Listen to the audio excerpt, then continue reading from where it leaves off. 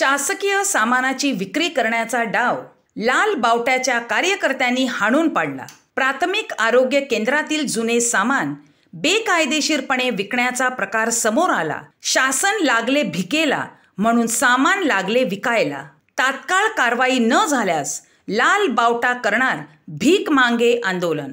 डहाणू तालुक्यातील एना प्राथमिक आरोग्य केंद्र येथील डॉक्टर्स व कर्मचाऱ्यांनी थेट दवाखान्यातील लोखंडी पलंग, कपाट, खुर्चीसह मोठ्या प्रमाणात जुने झालेले सामान भंगारवाल्याला बोलवून 20 रुपये किलोनुसार सर्व सामान विक्री करत होते।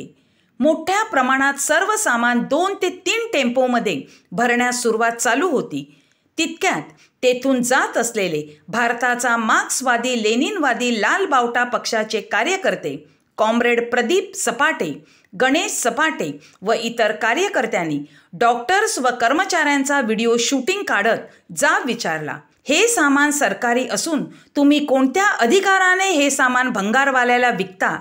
कोणत्या प्रकारचे ठराव मंजूर नसताना सुद्धा बेकायदेशीर विक्री करत असलेल्या अधिकाऱ्यांची तारांबळ उडाली। स्वतःचे चेहरे लपवण्यास सुरुवात केली। या प्रकरणाची खबर उपस्थित कार्यकर्त्यांकडून कॉम्रेड शेरू वाघ यांना देण्यात आली। शेरू वाघ यांनी थेट डहाणू गट विकास अधिकारी यांना संपर्क करून संपूर्ण प्रकार सांगितला असता गट विकास अधिकारी यांनी भरलेल्या गाडीतून संपूर्ण सामान उतरून जागीच ठेवण्याचे आदेश दिले असता आता सर्व सामान पुन्हा जागीच ठेवण्यात आले आहे। या संदर्भात कायदेशीर गुन्हा दाखल करण्याची मागणी लाल बावटा पक्षाकडून जोर धरत आहे। जर गुन्हा दाखल झाला नाही तर येत्या काही दिवसात आंदोलन करण्याचा इशारा देण्यात आला आहे।